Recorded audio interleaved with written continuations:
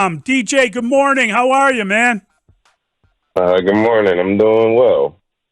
Yeah, I got to tell you, I'm not sure how you came out of the game, but that was kind of a traumatic game for a lot of people. The crowd was going nuts. You saw the reaction from people. How do things feel this morning as you head to what will be Packers week and the toughest part of the schedule? It's really time to lock in now. That the loss to the Patriots was definitely one that shouldn't have happened, but it did, and now we got to move on to the Packers, and it's going to be a big week to get back to 500 and back on track to what we want to accomplish. So, DJ, big picture wise, this is your second season in Chicago. Last year, it seemed like things went very well for you individually. The team ended the season with the arrow pointing up. This year, halfway through, it just feels like there's something missing. And I just wonder if you could describe your state of mind. And from the outside looking in, it just doesn't seem like you're as happy with things. And it seems like you maybe have a little different personality this year than you did last season. Is that fair? Uh, I don't know. I can't pinpoint what it is that's missing or that we're not doing to sustain like a winning season right now, like wins stacking them on top of each other. But I mean, we just gotta go through the the trials and tribulations to get to the other side, which we're gonna keep doing. You can't help but feel watching you guys that the season was going fantastic. The trip home, that flight home from London, you told us you slept through a lot of it, but I'm sure that was a really good feeling. Then you get to the bye week, and then this loss at Washington happens with the Hail Mary and all that stuff, and it felt like now, in retrospect, it feels like that was a turning point in the year. That somehow you came back and you had won that game. Then that Hail Mary happens, and all of this feels like a carryover, which it really can't be, can it? I mean, do you sense that as a turning point in what was going on? Nah, it can't be carryover, and I don't think it is. But the carryover, if it's carryover, it got to stop like now because we got the rest of the season that's going to be challenges for the next weeks to come and here on out. So, I mean, if we want to keep losing, it's going to be like that. But you got to get it out the air right now. So, DJ, we always respect the way that you're a consummate pro when you face the questions, even in difficult times, as it was yesterday post-game in the locker room. It's a pleasure for us to be able to talk to you every Monday morning and provide a little bit more context. So I want you to listen to this answer that you provided yesterday about what went wrong in the passing game and just help us understand exactly what you were saying. So here's what you had to say yesterday post-game. A lot of man coverage. Got a lot of playmakers on the field that can beat man coverage, and we just didn't get it done today. What were you saying there about the struggles in the passing game? Because it suggested that maybe you guys might have been getting open or you weren't calling as many pass patterns that required you to play, get loose against man coverage. What were you saying there?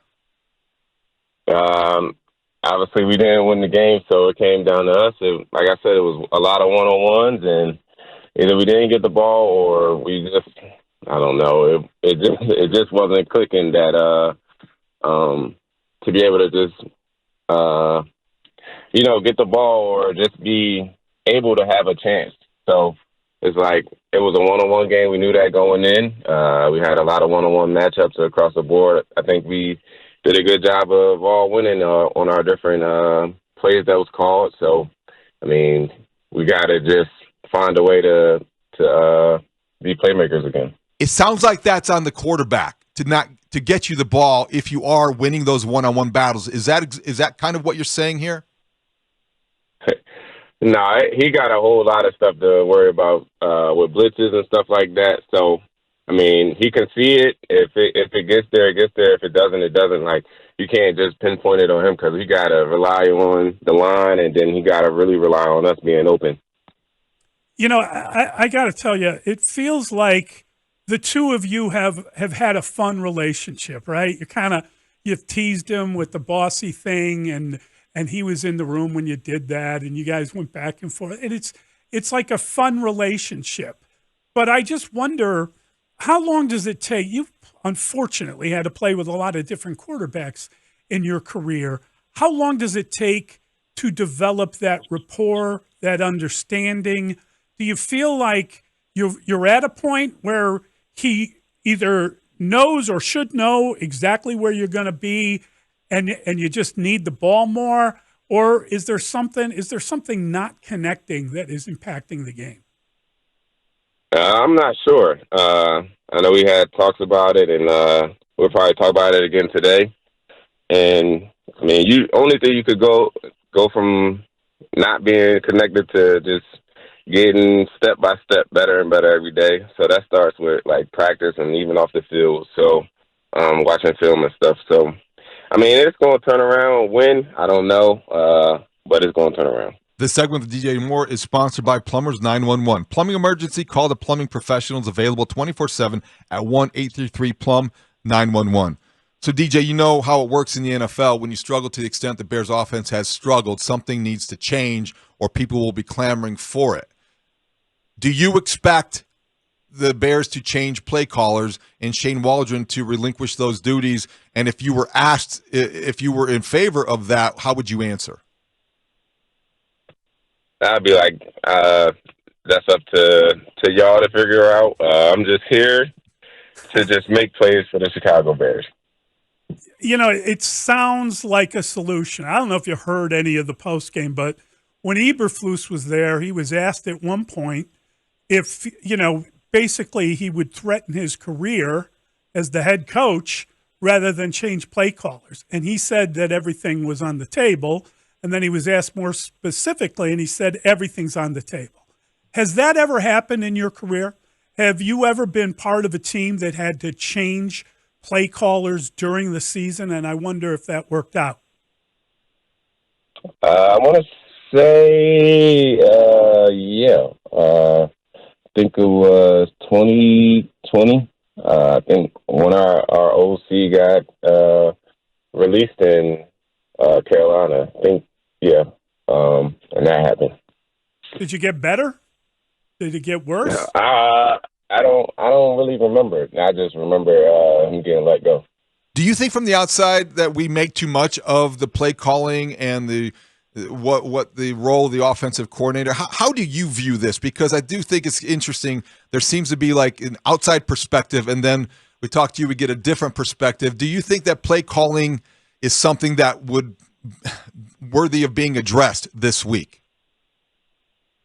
I think everything should be addressed this week. From the top down, everybody just looking at themselves in the mirror and then having an honest assessment about themselves. Yeah, it just feels like, as you know, when you lose 3 games in a row, especially, I mean, that was a game you were well favored in. In the way that the Washington loss happened and then getting beaten pretty badly in Arizona, it's almost like you're at a point where your season is at a crossroads, right? I mean, you're 4-5, and now the division games begin, and we know how important that was, and I'm sure you were well aware of what the schedule looked like. Are we in a point now where if things don't change, then it's going to be hard to change the season? Does it feel like a tipping point? Nah, it doesn't feel like a tipping point or a breaking point. I mean, we just got to go out there and play our best football from this week and on, because it's heavy division games, and we need these games. So, DJ, take us back to yesterday. It's the first series of the second half, and his first down, and you get a completion for 18 yards. You came up, and that was as demonstrative and emotional as I think Bears fans have seen you after a play. Good, bad, or indifferent. But I think that your emotional outburst there, it seemed like you were unleashing some frustration. Or how should we interpret what we saw and what was going through your mind? I mean, it was just excitement, and to know that I still got it. went out there and did that. Was carrying dudes and stuff. So all the emotions came out. The fans, it went crazy in there. So that was much love. Was that a point of emphasis at halftime? Did you come out because that was the first down, the first series, the first play, and it was like, okay, we have to get the ball to our playmaker because we've not been getting him the ball enough? Nah, I don't think that was the so to say. But when we ran out on the field, I heard the play call. I was like, oh, we got action right now. So made it work and did what I did. You know, obviously the offensive line is beaten up, and obviously you are without a lot of starters. You've had to move people around. Whenever you have to make two moves to fill a position, that is not what coaches want, not what NFL teams want, but you're in that position. Are you aware of that? They sacked the quarterback 9 times, and they went into that game with just 16 sacks on the year. So they went from 16 to 25 in one game against a team that I think people thought would figure out a way to defend the quarterback because he's a young guy. There's a lot on his plate. Some of that's his fault. Some of that's holding the ball. But when you're part of a team that has that many sacks go on, what's it like when you go back to the huddle? Do you inquire to his health? Do you tell him, hey, get rid of the ball faster? I mean, how does that work? What's the dynamic like? Mainly just ask him if he's okay. He'd be taking some shots. And then after that, it's just like you can say something, but then you can't say something at the same time because he's getting sacked and hit like he is. Whether it's holding the ball or just like a free blitzer, it's a tough position to play. What do you expect to happen today at Halas Hall? Anything? Nothing? The status quo? Or a different change to the way that maybe the coaching staff is put together? I don't know. About to go in here and find out, just like the rest of us on the team, and then probably the media find out whatever happens. But other than that, I don't have nothing. As a veteran who is a captain, have you been consulted since the game ended about what may be the next direction for this football team? No, sir. You're doing a good job of kind of staying away from the whole conversation. I know we're asking you a lot of questions about it. And we appreciate that. Yeah, we really do. Honest to God. And it's awkward, right? I mean, it's an awkward thing to ask you if one of the guys that is leading your team needs to go. And I don't think we want to word it like that. But I think that there is a feeling generally in the league that, at some point, you got to address this stuff. I don't know if it comes down to the confluence of different events, rookie quarterback, injuries on the line, but for whatever reason, you're at a point now where there may be some kind of change, where you're going into work and you may be told something that you weren't expecting. Does that change the day in, day out routine a little bit? Like, do you just look at it like, I got to go in, I got to get this done, that done? And are you anticipating, or are you excited or not excited? How does it impact you, especially Packer Week? Right now I'm just going to go with the flow because it's Monday, and then I just got to watch film on the Packers this week, and whatever happens during the week, it'd be out of my control. If they ask me questions, I'll probably answer them. But other than that, I'm just going to go with the flow and do my normal routine and just get ready to go out there on Sunday. DJ, this is probably one of the first times that Caleb Williams has struggled as a football player. Going back, he's always the kind of guy who has enjoyed success. So he comes into the NFL and things started to look like they were headed in the right direction. The last 3 weeks have been difficult. We have used the term regression to describe it. How open is he to have the conversations about what's going wrong, and how open is he to having the honest conversations about his role in it? Because I think what you want, we talk all the time, and you guys do as well, communication. And how open are those lines of communication between Caleb Williams and everybody who might be able to help him? I think they are pretty good and open. Haven't talked to him. I think he's taking it in, and then he's trying to apply it. And I mean, that's all you can ask of him. So it's a tough jump going from college to the league, and I think he's feeling that, and he has to double down on being the quarterback that he is, and just find a way to turn it around. Yeah, I always wonder about a guy his age, right? You're a young man, you're in a position of authority. I mean, he's named a captain, and you're in a position where you have to have leadership, but maybe it's difficult to try to be the personality you are because you also are a rookie. Do you ever treat him as a rookie? Do you give him the authority that comes with his position? How do you personally handle that sort of dynamic? Just saying who I am, and then just encouraging and just being where I need to be, just for this offense. Are the plays coming in fast enough? It looks like times the play clock's running out, and Caleb does a lot of talking and changing at the line of scrimmage. Is the operation functioning the way the operation should function? Yeah, the play calls was getting in fast. That was a plus this weekend. We was out there doing what we needed to do, and sometimes we wasn't.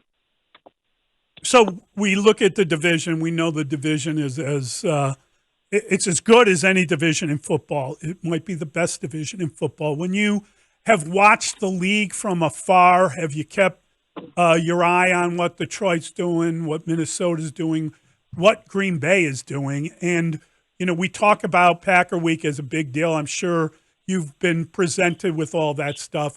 They haven't lost to the Bears since they hired that coach, which is hard to believe, frankly. And you're in danger of being a part of the longest losing streak to Green Bay in the history of the oldest rivalry in the NFL. Does this game mean anything more because of that? Yeah, it's the Green Bay is a big rivalry. So this week is definitely going to be set in stone for how we're going to play the division. And I have been watching all the teams because they've been playing real good football right now. So it's interesting to see. DJ, the Boo Birds were out yesterday. I don't know. It appeared like at one point you acknowledged them. You know it will continue unless things turn around. What's your general philosophy with handling people booing, and what was that all about yesterday?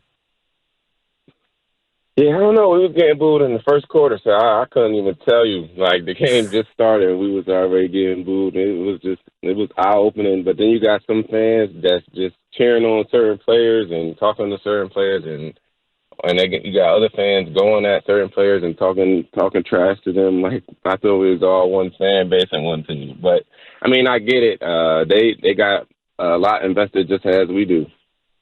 Hey, DJ, you're a total pro. You're the best, man. Really appreciate your time. Thanks, DJ. Thank you.